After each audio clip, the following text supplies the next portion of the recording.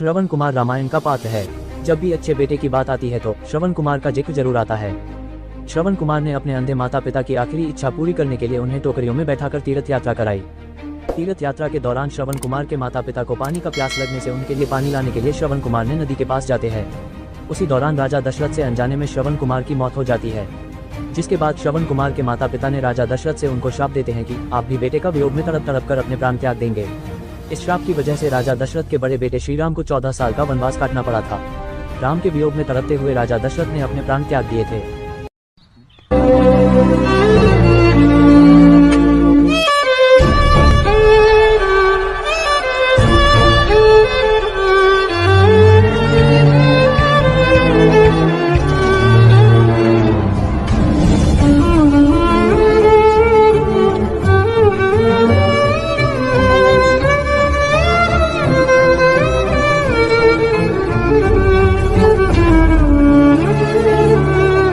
केकई और मंथरा के श्री राम को वनवास भेजने की कहानी में छुपा है एक पावरफुल रिलेशनशिप रूल।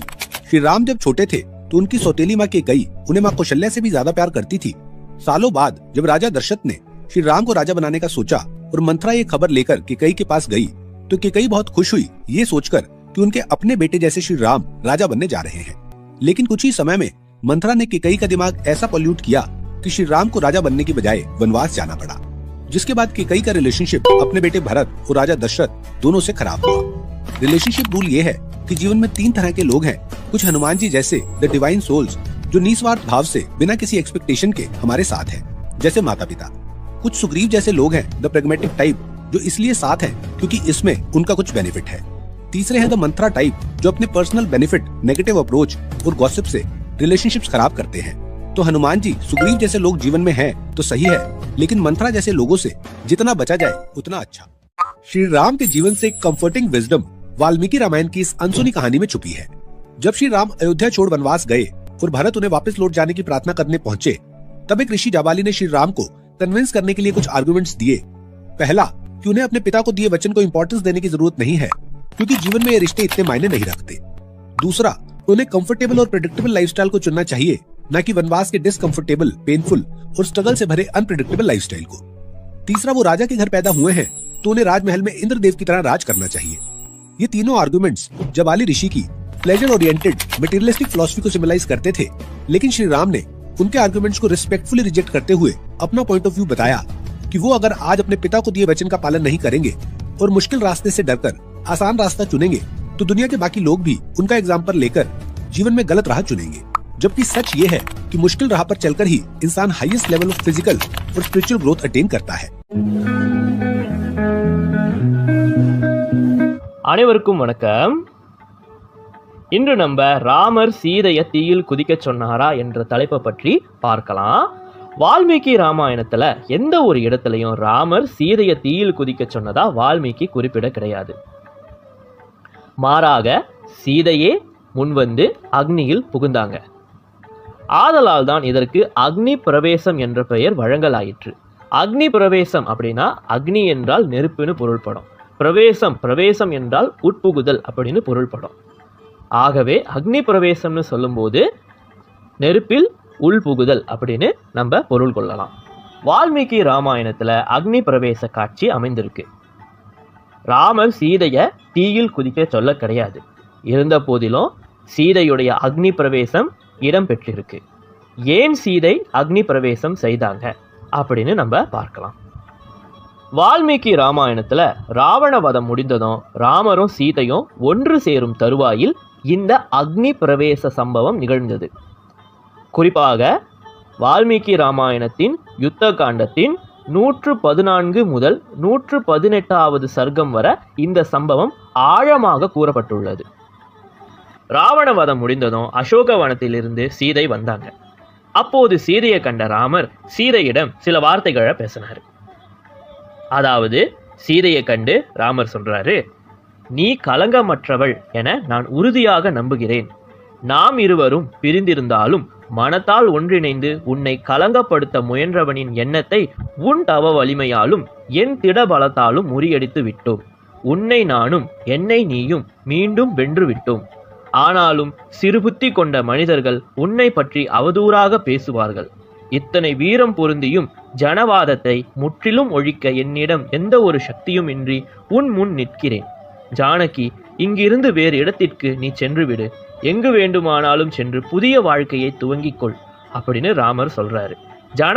ஜனவாதம்னா அவதூறா பேசுறது மற்றும் புறம் பேசுறது. இவ்வாறு ஸ்ரீராமர் சீதையிடம் கூறுகிறார். தம் அன்பு கணவனை விட்டு பிரிந்து வேறு ஒரு இடத்திற்கு சென்று வேறு ஒரு புதிய வாழ்க்கையை துவங்கி வாழ வேண்டும் என்ற எண்ணம் சீதைக்கு சுத்தமா கிடையாது. அன்பு கணவனை விட்டு பிரிந்து வாழ விருப்பம் இல்லை என்ற எண்ணத்துல தம் உயிரை மாய்த்து கொள்ள அவங்க முடிவெடுக்கிறாங்க. அந்த ஒரு எண்ணத்துல தான் சீதை தீயில் பிரவேசித்தாங்க. தீயில் இறங்குவதற்கு முன்னர் சீதை ராமரிடம் பல கேள்விகளை எழுப்பியிருக்காங்க. ராமரிடம் பல கேள்விகளை கேட்ட பிறகு லக்ஷ்மணரிடம் தீக்குண்டத்தை மூட்ட ஆணையிடுறாங்க. முதல்ல லக்ஷ்மணன் தயங்குறாரு. லக்ஷ்மணன் ராமர் மீது கோபம் கொள்றாரு.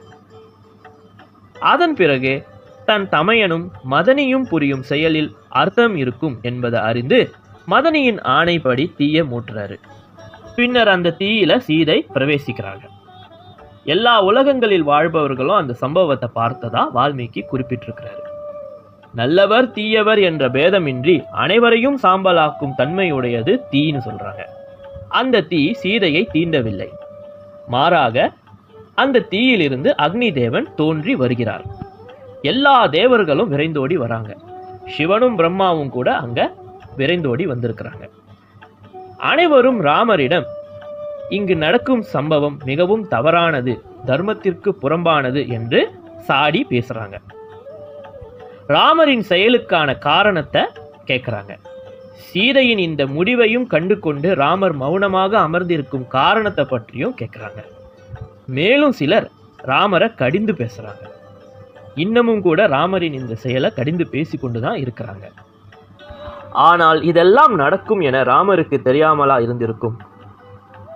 என்னை யார் திட்டினாலும் பரவாயில்லை, என் துணைவி மீது எந்த ஒரு அவதூறும் ஏற்படக்கூடாது என்றல்லவா ஒரு கணவன் நினைத்திருப்பார். அனைவரும் பேசி முடித்தவுடன் ராமர் பேச துவங்கினார். ராமர் பின்வருமாறு பேசுறாரு. அனைவருக்கும் என்னுடைய வணக்கங்கள். உங்களின் அறிவுரைகளை எல்லாம் நான் கேட்டுக்கொள்கிறேன். அதன்படி நிச்சயமாக நடந்து கொள்கிறேன். என் அன்பான மனைவியை பற்றி எனக்கு நன்றாக தெரியும். எவ்வாறு சூரியனுக்கு ஒளி வேறுபட்டது இல்லையோ அவ்வாறு சீதை எனக்கு வேறுபட்டவள் இல்லை. சீதையின்றி ஒளி நீங்கிய கதிரவன் நான். நான் எப்படி ஏகபத்னி விரதனோ அதே போல சீதையும் என்னை தவிர வேறொருவனை மனதாலும் நினையாதவள். ராவணனின் பிடியில் சிக்கியிருந்தும் அவனின் இச்சைக்கு என் புனிதமான மனைவி இசைந்து போகவில்லை. இந்த உண்மையை 3 உலகங்களுக்கும் பறைசாற்றவே இவ்வாறு நிகழ்ந்தது என ராமர் கூறுகிறார். சீதை தம் தவ வலிமையால் தம்மை தாமே பாதுகாத்து கொண்டார். யாராலும் சீதையின் புனிதத்தை களங்கப்படுத்த முடியவில்லை என்பதை நிரூபிக்கவே இந்த காட்சியை வால்மீகி தம்முடைய ராமாயணத்தில் சேர்த்திருக்கலாம். ஒரு பெண்ணுக்கு காவல் அவளுடைய விருத்தம், அதாவது ஒழுக்கம், தன்மை என பொருள் கொள்ளலாம். ஆதலால் தான் அசோக வனத்தில் பல அரக்கர்கள் மத்தியில் சிக்கியிருந்தும் சீதை தம்மை தாமே தற்காத்து கொண்டார். நல்லவர் தீயவர் என்ற பேதமின்றி அனைவரையும் சுட்டெரித்து சாம்பலாக்கும் தன்மையை கொண்ட நெருப்பு கூட சீதையை தீண்ட முடியவில்லை. அப்படி இருக்க தீய எண்ணங்களால் ஆட்கொள்ளப்பட்ட ராவணன் சீதையை என்ன செய்திருக்க முடியும் என்ற உண்மையை சாமானிய மனிதர்களும் புரிந்து கொள்ள வேண்டும் என்பதற்காக தான் வால்மீகி இந்த சம்பவத்தை தம்முடைய ராமாயணத்துல சேர்த்திருக்கிறாரு. இந்த அக்னி பிரவேச காட்சி முடிந்ததும் ராமரும் சீதையும் ஒன்றாக இணைந்து அவர்களுடைய நலன் விரும்பிகளோடு அயோத்திக்கு திரும்பி போகிறாங்க. அயோத்தியில ராமருடைய பட்டாபிஷேகம் நிகழ்கின்றது. ராமரும் சீதையும் பல ஆண்டுகள் மகிழ்ச்சியாக அயோத்தி நகரில் வாழ்ந்து வராங்க. அத்தோடு வால்மீகி ராமாயணம் முடிவு பெறுகின்றது. அதன் பிறகு கூறப்படுற ராமர் சீதையை காட்டுக்கு அனுப்பிய கதையெல்லாம் வால்மீகி ராமாயணத்துல கிடையாது. இவையெல்லாம் பின்னர் எழுதப்பட்ட வெவ்வேறு பதிப்புகளில் சுவாரஸ்யத்திற்காகவும் பொழுதுபோக்குக்காகவும் சேர்க்கப்பட்டிருக்கலாம். இதை மையமாக கொண்டுதான் ஸ்ரீராம ராஜ்யம் என்ற ஒரு தெலுங்கு திரைப்படமும் வெளியிடப்பட்டது.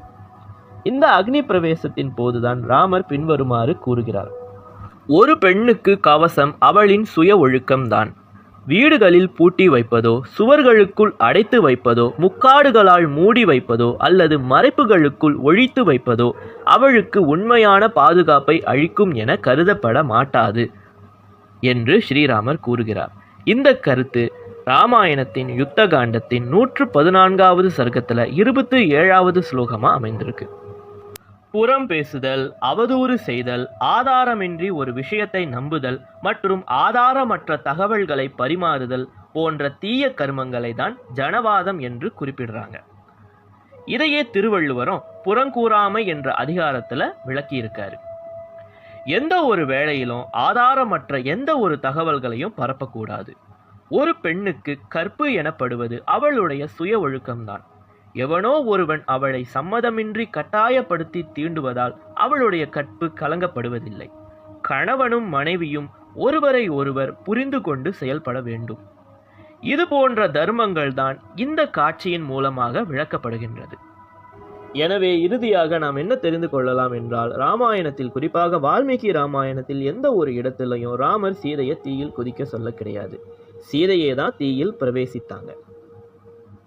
சீதையுடைய அக்னி பிரவேசத்திற்கும் அந்த சமயத்தில் ராமருடைய மௌனத்திற்கும் காரணங்கள் இருந்தன என்பதை இந்த காணொளியில் நம்ம விளக்கமாக பார்த்துட்டோம். மேலும் இந்த சம்பவத்தில் காணப்பட்ட தத்துவங்களையும் நம்ம தெளிவாக பார்த்துவிட்டோம். எனவே ராமாயணத்தை பற்றிய தெளிவான ஞானம் மற்றும் புரிந்துணர்தல் நமக்கு இருக்க வேண்டும். அது இல்லாத பட்சத்தில் தேவையற்ற வதந்திகள், பொய்யான கருத்துகள் போன்றவற்றை நாம் பரப்புவதை தவிர்த்து கொள்ள வேண்டும். நன்றி. What if I shared with you that the ancient cities of Lahore and Kaja in Pakistan have a legendary origin associated with Lava and Kush, the twin sons of Lord Rama and Mata Sita? When Mata Sita faced banishment from Ayodhya due to rumors about her fidelity, she gave birth to Lava and Kush in the ashram of sage Valmiki. During the Ashwamedha Yagna conducted by Lord Rama, a horse from his possession wandered into the forest where Lava and Kush resided. The boys captured the horse, leading to a confrontation with Rama and his army. The pivotal moment occurred when Mata Sita intervened, revealing her identity as their mother. Acknowledging his error, Rama welcomed his sons back to Ayodhya. According to traditional belief, Prince Kush is credited with the foundation of Kasia, while Lahore, known as Lavapuri in ancient times, was established by his brother, Prince Love. Adding a mystical dimension to the historical roots of these cities is the temple in Lahore fort dedicated to Prince Love, providing an intriguing touch to this tale.